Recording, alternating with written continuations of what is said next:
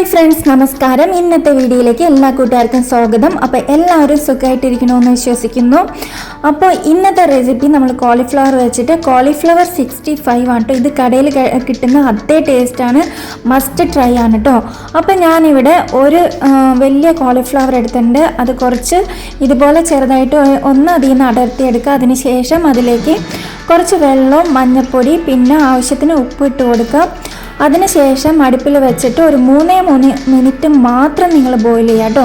വെള്ളം തിളച്ച് വന്ന് ഒരു മിനിറ്റ് കഴിയുമ്പോഴേക്കും നിങ്ങൾ അതിൽ നിന്ന് കോരിയെടുക്കണം കേട്ടോ. അപ്പോൾ അതാണ് അതിൻ്റെ കറക്റ്റ് മെത്തേഡ്. നിങ്ങളത് കൂടുതലായിട്ട് വേവാൻ പാടില്ല, അപ്പോൾ ടേസ്റ്റ് മാറും. പിന്നെ ഇതിലേക്ക് 2 ടേബിൾ സ്പൂൺ വന്നിട്ട് പെരിഞ്ചീരകം എടുത്തിട്ടുണ്ട്. അതുപോലെ തന്നെ ഒരു ഫുൾ വെളുത്തുള്ളിയാണ് കേട്ടോ ഞാൻ എടുത്തേക്കുന്നത്. പിന്നെ ഒരു ചെറിയ പീസ് ഇഞ്ചി, പച്ചമുളക് 2 എണ്ണം. എരിവ് നിങ്ങൾക്ക് ആവശ്യത്തിന് ഇട്ട് കൊടുക്കുക. വേണമെങ്കിൽ ഈ സമയത്ത് മുളക് പൊടിയും ഇട്ടിട്ട് ഒന്ന് അരച്ച് പേസ്റ്റാക്കി എടുക്കുക കേട്ടോ.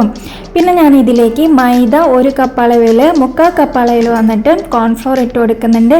1/2 കപ്പ് അളവിൽ വന്നിട്ട് അരിപ്പൊടിയും കൂടിയിട്ട് ഇതിലേക്ക് ചേർത്ത് കൊടുക്കുന്നുണ്ട്. പിന്നെ നമ്മൾ അരച്ച് വെച്ചേക്കുന്ന പേസ്റ്റ്, അതുപോലെ തന്നെ കളറിനായിട്ട് ഞാനിവിടെ ആഡ് ചെയ്യുന്നത് റെഡ് കളറാണ് കേട്ടോ.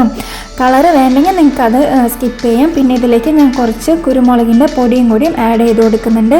പിന്നെ ഒരു ലെമൺ ജ്യൂസാണ് ഇതിലേക്ക് ഒഴിച്ച് കൊടുക്കുന്നത്. ചെറിയ ലെമൺ ആണെങ്കിൽ ഒരു ലെമൺ മൊത്തം ഒഴിച്ച് കൊടുക്കാൻ ശ്രമിക്കാം. പിന്നെ ഇതിലേക്ക് കുറച്ച് ഉപ്പും കൂടി ഇട്ട് കൊടുക്കുന്നുണ്ട്. നിങ്ങൾ കോളിഫ്ലവറിൻ്റെ ഉപ്പൊക്കെ നോക്കിയിട്ട് മാത്രം ഇതിലേക്ക് ഉപ്പ് ഇട്ട് കൊടുക്കാൻ ശ്രമിക്കുക. ലൈറ്റായിട്ട് ഇട്ട് കൊടുക്കാൻ ശ്രമിക്കുക കേട്ടോ. അതിനുശേഷം ബോയിൽ ചെയ്ത് വെച്ചേക്കുന്ന കോളിഫ്ലവർ ഇതിലേക്ക് ഇട്ട് കൊടുക്കുക കേട്ടോ. എന്നിട്ട് ഇതൊക്കെ ഒന്ന് നന്നായിട്ട് മിക്സ് ചെയ്യാം. അതിലേക്ക് ലാസ്റ്റ് ഞാൻ വന്നിട്ട് ഒരു എഗ്ഗ്, വലിയ എഗ്ഗ് ആണെങ്കിൽ ഒരു എഗ്ഗ് ഇട്ട് കൊടുക്കുക, ചെറുതാണെങ്കിൽ 2 എഗ്ഗ് ഇട്ട് പൊട്ടിച്ചൊഴിച്ച് കൊടുക്കുക കേട്ടോ. എന്നിട്ട് ഇത് നല്ലപോലെ ഒന്ന് മിക്സ് ചെയ്തെടുക്കാം. അതിനുശേഷം നിങ്ങൾക്ക് വേണമെങ്കിൽ 5 മിനിറ്റ്സോ 10 മിനിറ്റ്സോ നിങ്ങൾക്ക് ഫ്രിഡ്ജിൽ വയ്ക്കാം. അതല്ലെങ്കിൽ അപ്പം തന്നെ പൊരിച്ചാലും പ്രശ്നമില്ല. പിന്നെ ഇതിലേക്ക് 2 ടേബിൾ സ്പൂൺ അളവിൽ വന്നിട്ട് ഞാൻ ടൊമാറ്റോയുടെ സോസും ഞാൻ ഇതിലേക്ക് ഒഴിച്ച് കൊടുക്കുന്നുണ്ട്. അതിനുശേഷം നമ്മൾ എണ്ണ ചൂടാക്കുക. എണ്ണ നല്ലപോലെ തിളച്ച എണ്ണയിലേക്ക് വേണം ഇത് ഇട്ട് കൊടുക്കാനായിട്ട്. എന്നിട്ട് ഇതുപോലെ ഓരോന്നായിട്ട് ഇട്ട് കൊടുത്തിട്ട് നമുക്ക് പൊരിച്ചെടുക്കാം. ഇത് ഒട്ടിപ്പിടിച്ചിട്ടുണ്ടെങ്കിൽ ഇതുപോലെ ഒന്ന് ജസ്റ്റ് അടർത്തി എടുക്കാവുന്നതാണ് കേട്ടോ. 1 മിനിറ്റ് ഇട്ടതിന് ശേഷം ഇങ്ങനെ അടർത്തിയെടുക്കാം. പിന്നെ ലോ ഫ്ലെയിമിൽ വെക്കരുത്. ഇത് നല്ല ഹീറ്റിൽ വേണം ഇത് ഫ്രൈ ചെയ്തെടുക്കാം. പിന്നെ ചൂടോടെ സെർവ് ചെയ്യുന്ന അടിപൊളി ടേസ്റ്റാണ്. എക്സാക്റ്റ് ഞാൻ പറയുന്നു ഹോട്ടലിൽ കിട്ടുന്ന അതേ ടേസ്റ്റാണ്. ഹോട്ടലിൽ കഴിച്ചിട്ടുള്ളവർക്ക് അറിയാം, തട്ടുകടയിൽ നിന്നൊക്കെ കഴിച്ചിട്ടുള്ളവർ അതേ ടേസ്റ്റാണ് കേട്ടോ. അപ്പോൾ ഇതിൽ നമുക്ക് വേണമെങ്കിൽ പച്ചമുളകും കറിവേപ്പിലയും ഒക്കെ ഇട്ടിട്ട് ഒന്ന് ഫ്രൈ ചെയ്ത് ഒരുമിച്ച് തന്നെ മാറ്റിയെടുക്കാവുന്നതാണ് കേട്ടോ. ഞാൻ ആ സമയത്ത് ഓർത്തില്ലായിരുന്നു, പിന്നീടായിരുന്നു അങ്ങനെ ചെയ്യാമെന്ന് ആലോചിച്ചിട്ട്. അപ്പോൾ അതുപോലെ നിങ്ങൾക്ക് ചെയ്തെടുക്കാം കേട്ടോ.